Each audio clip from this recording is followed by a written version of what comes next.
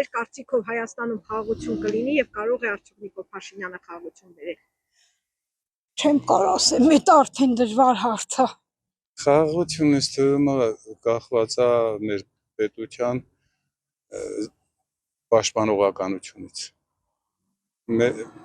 Եթե մեր պետությունը ունենա ուժեղ պաշտպանություն, բանակցողները ավելի համարձակ կլինեն,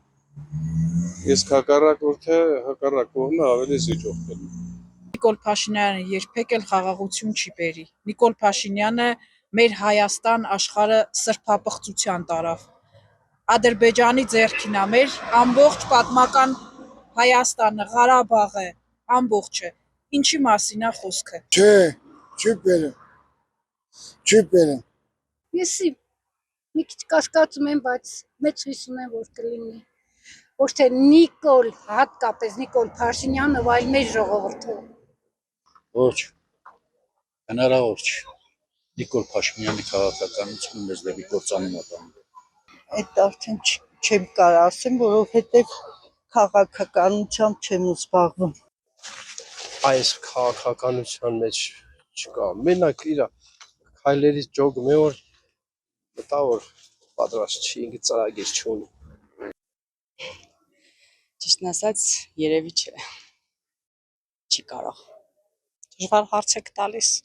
Մենք շատ մեծ կորուստներ ունեցանք։ Սպիտակից 43 երիտասարդ տղաներ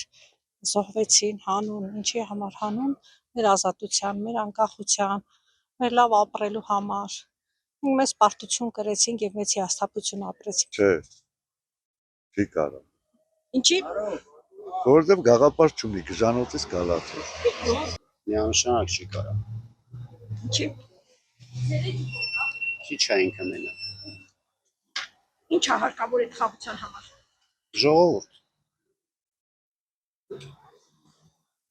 Ժողովուրդ հապետ զենքը ձեռին ուժեղ։ Սաղ են զինաթափել են, ինչ պիտի անեն։ Խաղաղությունը գիտես ինչքան Նիկոլի միշին չէ, ես ոչ թե Նիկոլի պաշտպանել եմ։ Նիկոլի խաթեր, այստեղ ես 60 տարեկան տղաս, ես պարգև ճանապարհ եմ խաղի։ Ու սխալ եմ արել։ Շատ եմ սխալ արել։